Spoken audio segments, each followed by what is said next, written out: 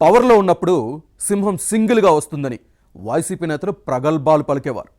జట్టు కట్టిన కూటమి పార్టీలను హేళన చేస్తూ రెచ్చగొట్టేలా సెటైర్స్ వేసేవారు. గత ఎన్నికల్లో ఓటమి తర్వాత ఉమ్మడి విశాఖ జిల్లా ఫ్యాన్ పార్టీ నేతలు రూటు మార్చారు. స్టీల్ ప్లాంట్ ప్రైవేటీకరణకు వ్యతిరేకంగా కలిసి వచ్చే పార్టీలతో పోరాడతామని చిలక పలుకులు పలుకుతున్నారు. ఇప్పుడు ఫ్యాన్ పార్టీ సింగిల్గా కాకుండా గుంపులు గుంపులుగా ఎందుకు రావాలనుకుంటోంది? ఈ విషయంలో వామపక్షాలతో చర్చిస్తే చెప్పిందేంటి? మరికొన్ని చిన్నా చితక పార్టీలను ఫ్యాన్ పార్టీల నేతలు సంప్రదిస్తున్నారా?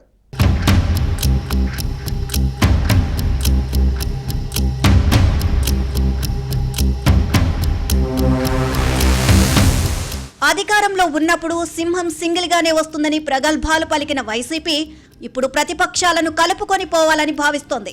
విశాఖ స్టీల్ ప్లాంట్ ప్రైవేటీకరణ వ్యతిరేక ఉద్యమంలో మైత్రి కోసం ఆరాటపడుతుంది. మరో 30 ఏళ్లు తామే అధికారంలో ఉంటామని విర్రవీగిన వైసీపీకి గత ఎన్నికల్లో ఓటమి తర్వాత తత్వం బోధపడింది. అప్పట్లో టీడీపీ, జనసేన, బీజేపీ జట్టు కట్టడాన్ని ఫ్యాన్ పార్టీ హేళన చేసేది. వైసీపీని సింహంతో పోల్చేవారు.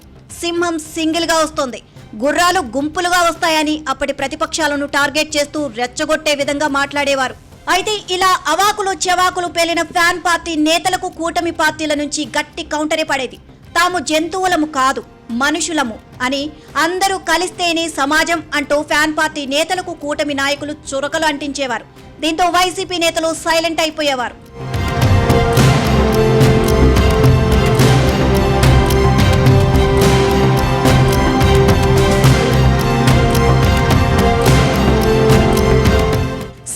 సింగిల్ గా వస్తుంది అని డైలాగ్స్ దంచిన వైసీపీ గత ఎన్నికల్లో బొక్కబోర్లా పడిపోయింది.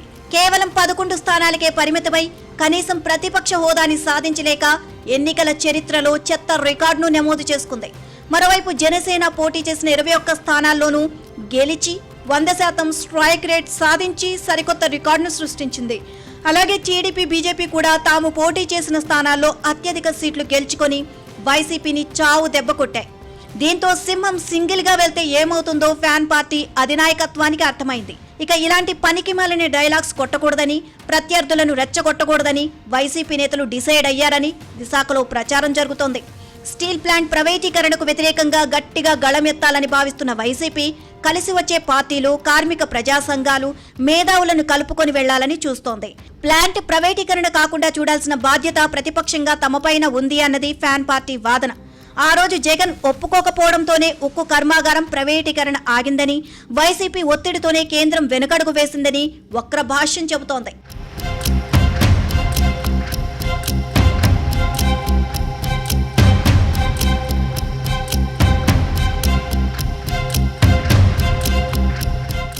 సింహం సింగిల్ గా వస్తుందన్న డైలాగ్ ఉచ్చరించడానికి ఇప్పుడు ఉమ్మడి విశాఖ జిల్లా నేతలు తెగ భయపడుతున్నారు. ప్రజా పోరాటాలు చేయాలంటే తమకు ఇతర ప్రతిపక్షాల మద్దతు అవసరమన్న వాస్తవాన్ని గ్రహించారు. పవర్లో ఉన్నప్పటిలా సింహం డైలాగ్ కొడితే ఇప్పుడు వర్కౌట్ అవ్వదని విశాఖ ఫ్యాన్ పార్టీ నేతలు భావిస్తున్నారు.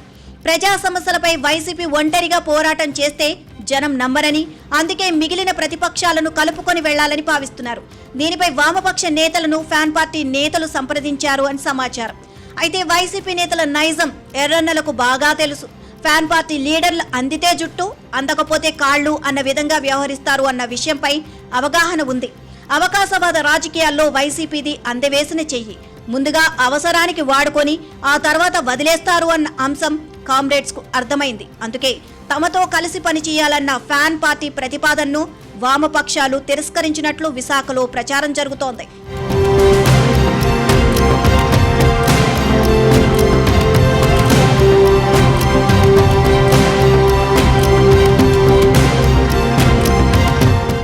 స్టీల్ ప్లాంట్ ప్రైవేటీకరణకు వైసీపీ పాలనలోనే బీజం పడింది. అప్పుడు వ్యతిరేకించకుండా కేంద్రానికి మద్దతు ఇవ్వడంతో విశాఖ ఉక్కుకు ఈ దుర్గతి పట్టింది అన్నది వామపక్షాల వాదన. ఇదే విషయాన్ని ఫ్యాన్ పార్టీ నేతల మొహానే ఎర్రన్నలు చెప్పినట్లు తెలుస్తోంది. అంతేకాదు, అధికారంలో ఉన్నప్పుడు ప్లాంట్ పరిరక్షణకు వైసీపీ చిత్తశుద్ధితో పనిచేయలేదు అన్న విషయాన్ని కామ్రేడ్స్ ప్రస్తావించడంతో వారి ఫేస్ లో నెత్తురు చుక్క లేకుండా పోయింది. తామొకటి తలిస్తే ఎర్రన్నలు మరొకటి తలిచారు అని ఫ్యాన్ పార్టీ నేతలు మనసులోనే అనుకున్నారు. కనీసం పైసా ప్యాకేజీ కూడా సాధించలేకపోయారని కమ్యూనిస్టులు గట్టిగానే నిలదేయడంతో సమాధానం చెప్పలేక వైసీపీ నేతలు నీళ్లు నమిలారు అని సమాచారం. పైగా కార్మికులను ప్రజలను మభ్యపెట్టడానికి శాసనసభతో పాటు జీవీఎంసీ కౌన్సిల్లో ప్రైవేటీకరణకు వ్యతిరేకంగా తీర్మానం చేసి చేతులు దులుపుకున్నారని మొహం మీదే కుండ బద్దలు కొట్టడంతో ఫ్యాన్ పార్టీ నేతలు చిన్నబోవాల్సి వచ్చింది. దీంతో ఎర్ర పార్టీలు తమతో కలిసి పోరాడేందుకు ముందుకు రావని విశాఖ ఫ్యాన్ పార్టీ నేతలకు అర్థమైంది. ఇక ఏపీలో జగన్ సోదరి షర్మిల పిసిసి చీఫ్ గా ఉన్నారు. సో వేర్వేరు కారణాలతో కాంగ్రెస్ తో ఫ్యాన్ పార్టీ నేతలు కలిసి పనిచేయకపోవచ్చు. ఇక మిగిలింది కేఏ ఆధ్వర్యంలోని ప్రజాశాంతి పార్టీ, సిబిఐ మాజీ జేడీ లక్ష్మీనారాయణ నాయకత్వంలోని జై భారత్ నేషనల్ పార్టీ, ఆమ్ ఆద్మీ పార్టీతో పాటు మరికొన్ని చిన్న చితక పక్షాలు ఉన్నాయి. ఈ పార్టీలతో వైసీపీ నేతలు చర్చలు జరుపుతున్నారు. కానీ వీటి ప్రభావం సత్తా ఏంటో ప్రజలకు తెలుసు. వీటిలో ఏ పార్టీలు స్టీల్ ప్లాంట్ ప్రైవేటీకరణకు వ్యతిరేకంగా పోరాడేందుకు వైసీపీతో కలిసి పనిచేయడానికి ముందుకు వస్తాయో చూడాలి.